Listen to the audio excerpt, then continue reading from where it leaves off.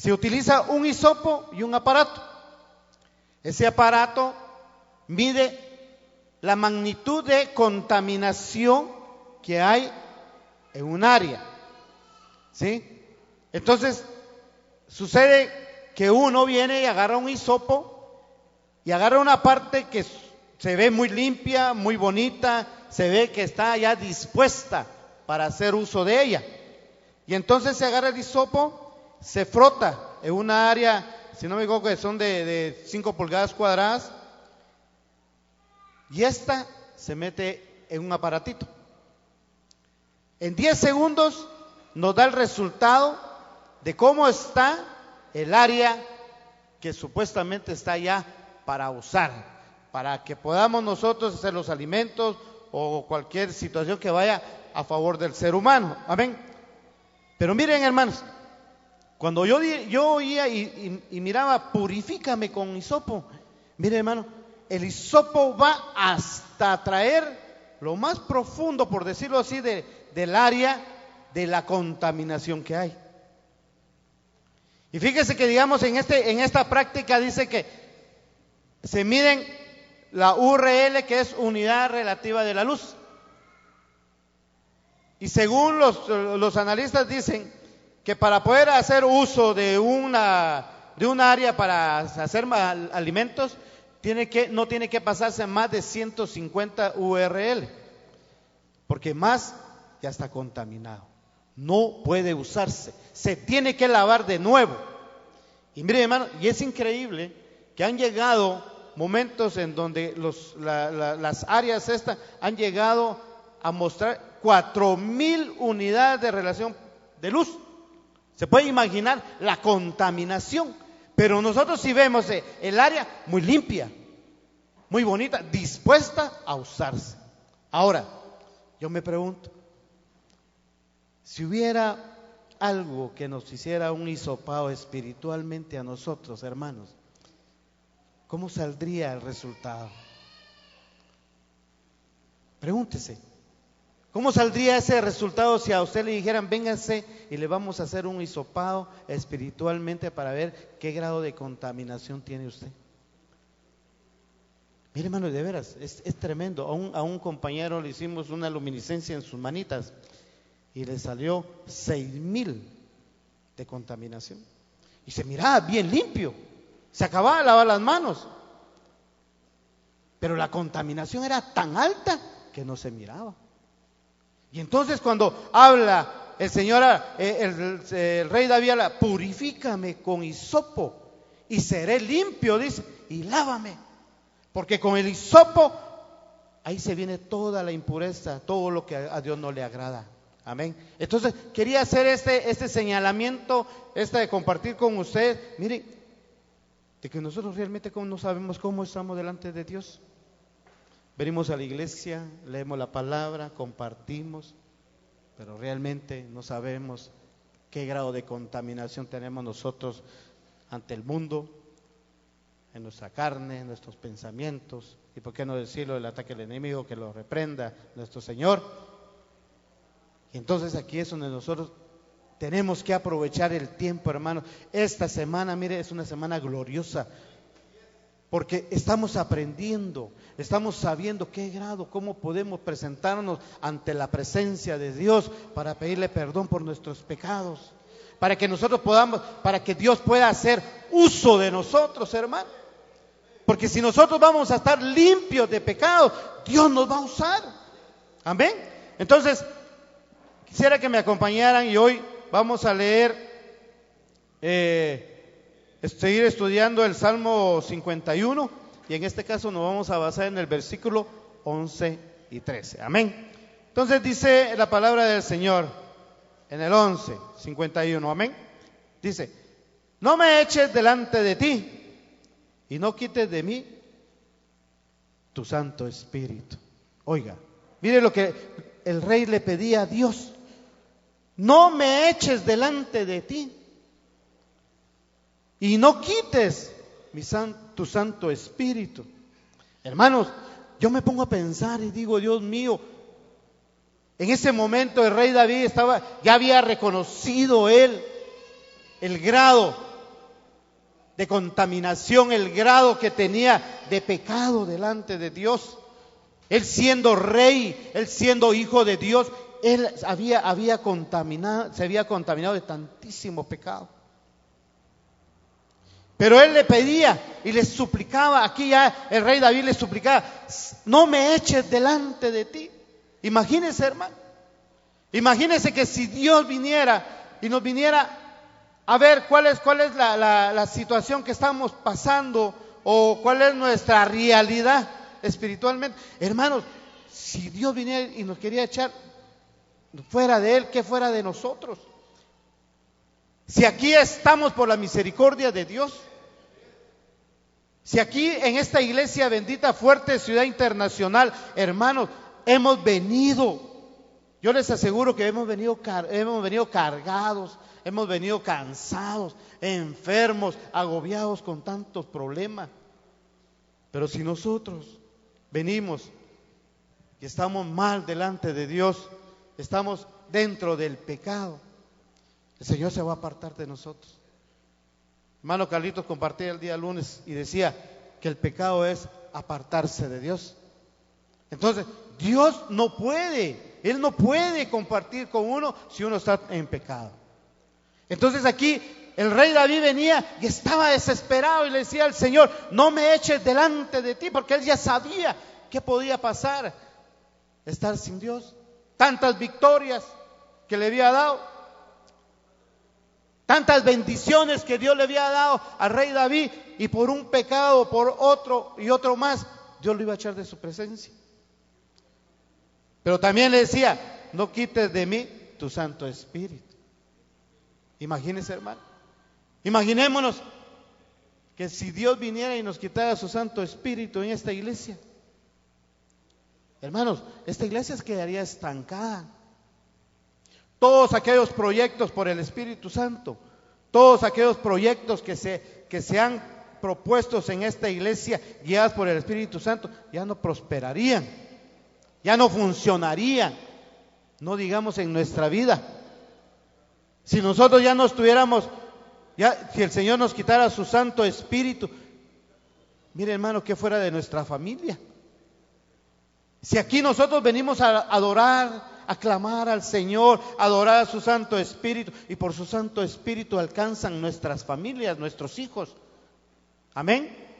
Entonces, hermanos, aquí es donde nosotros, y el rey David está desesperado, está angustiado. Él ya está pensando, el Señor me va a echar fuera de aquí, el Señor me va a quitar su Santo Espíritu. ¿Qué va a hacer de mí? ¿Qué va a hacer del pueblo? Amén. Entonces, aquí una de las razones que David sabía que se iba a apartar, Dios lo iba a echarlo delante de él y le iba a quitar su Santo Espíritu, era por el pecado. Y no había vuelta a Dios, hermano. Él lo sabía positivamente, ya se lo habían dicho. Él lo sabía, quiso encubrirlo, pero no pudo. Mire, hay un dicho que dice, ojo que no ve, corazón que no siente. Y aquí no aplica. No aplica, hermanos, porque Dios lo mira todo. Aunque estemos nosotros en el rincón, donde queramos, donde no haya nadie, y queremos venir y hacer algo que vaya en contra de la voluntad de Dios en un pecado, el Señor lo va a ver.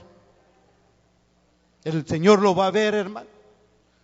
Un pecado, hay pecados ocultos, hay pecados que no se dicen, que no se ven, pero sí existen. Y ahí es, y si vinieran y nos hicieran ese hisopado, que aparentemente nosotros estamos limpios, hermanos, ahí salía ese pecado. ¿Por qué salió tan alta la contaminación? Porque estamos sumergidos en el pecado. Estamos contaminados del mundo, contaminados de la carne. ¿Pero por qué? Porque muchas veces también no nos sometemos a la palabra de Dios. No leemos la palabra de Dios. No nos sometemos a la palabra de Dios. Si David se hubiera sometido a los estatutos de Dios, David no hubiera cometido pecado. David no se hubiera apartado de la gracia de Dios. Amén. Ahora, miremos lo que dice el 12. Vuelve el gozo de tu salvación y espíritu noble me sustente. Mire, hermano, vuelve el gozo de tu salvación.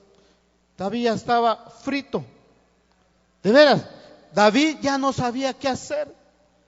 Ya no había gozo, ya no había alegría. Él estaba triste, angustiado, no sabía qué hacer, porque el gozo del Señor ya se había apartado de él por el pecado. Hermanos, yo me pongo a pensar y digo, Dios mío, perdónanos. Aquí venimos nosotros a adorarlo, a glorificar su nombre, venimos a cantar. Pero ¿será que el Señor estará con nosotros? ¿Será que el Señor está su gozo, está su salvación con nosotros, si sabiendo que estamos en el pecado? Es algo duro, hermano. Es algo duro y difícil, pero no imposible, porque Dios nos da la fuerza, Dios nos va a dar la sabiduría, Dios nos va a dar la inteligencia para que podamos vencer al pecado. Si Dios ya venció al enemigo en la cruz del Calvario. Muchas veces nosotros decimos, es que el enemigo tiene la culpa. Hermanos, perdónenme, pero muchas veces los culpables somos nosotros mismos. Amén. Entonces aquí David dice, vuelve el gozo de tu salvación. Mire, hermanos, el gozo dice que es una alegría intensa. Es el gozo del Señor, es más superior que la felicidad del mundo. David tenía el gozo del Señor. ¿Se puede imaginar cómo se sentía el rey David cuando estaba el gozo del Señor sobre él? Estaba la salvación de él. La salvación era porque lo libraba de todo lo malo. La salvación era cuando él estaba en el peligro y ahí estaba Dios con él. Pero entonces aquí dice, vuelve el gozo de tu salvación y el espíritu noble me sustente. Ya estaba perdiendo el gozo, ya estaba perdiendo la salvación y también ya le estaba perdiendo el espíritu que Dios le había dado a David. Imagínense, por el pecado. Por el pecado. Muchas veces nosotros como cristianos, y no digamos cuando estamos fuera de los caminos de Dios, nos es muy duro y muy difícil comprender y que se nos diga que nosotros somos pecadores. Pero aquí el único, y el que ha venido a esta tierra y que ha sido perfecto y libre de pecado, ha sido nuestro Señor Jesucristo. Él es el único. Nosotros, hermanos, somos pecadores. Pero bendito Dios, el Señor nos da la oportunidad de acercarnos al trono de la gracia y arrepentirnos verdaderamente y pedirle perdón. Que haya un arrepentimiento genuino. Hermanos, el arrepentimiento no es solo venir y decir, Padre, perdóname por esto, perdóname por el otro. Pero si allá afuera lo vuelvo a hacer, lo vuelvo a cometer. El arrepentimiento tiene que ver con una actitud, con cambios de actitudes. Con cambios donde nosotros podemos dar testimonio de que Dios nos ha perdonado. Porque si nosotros estamos en pecado y venimos y le pedimos perdón a Dios, viene Dios, nos da su gozo, nos da su salvación, nos da su Santo Espíritu, tenemos que dar fruto. ¿Sí o no? Amén. Entonces, aquí el salmista, ya por el pecado ya casi que todo lo estaba perdiendo.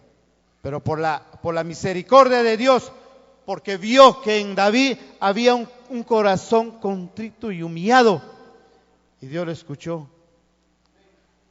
y Dios lo salvó, y Dios lo perdonó. Ahora mire, veamos la parte del versículo número 13. Y dice, entonces enseñaré a los transgresores tus caminos, y los pecadores se conviertan a ti. Ya David aquí, ya él estaba confiado. Él estaba confiado que Dios lo perdonó. David aquí ya estaba seguro de que a través de su arrepentimiento que tenía, el reconocimiento que él había cometido pecado delante de la presencia de Dios, el Señor lo iba a restablecer, pero él ya se estaba comprometiendo. Este era un compromiso de David, donde decía: y entonces enseñaré a los transgresores tus caminos, y los pecadores se convertirán a ti. Él sería ejemplo. Él sería el vivo ejemplo del perdón. Él sería el ejemplo del Dios bueno todopoderoso, que ese Dios es el nuestro. El Dios de David es el suyo y el mío. El Dios de David es el que aquí venimos nosotros a adorar y a glorificar, a pedirle en estos 21 días de oración, hermanos. Aprovechémoslos. Mire, es una oportunidad tan grandiosa.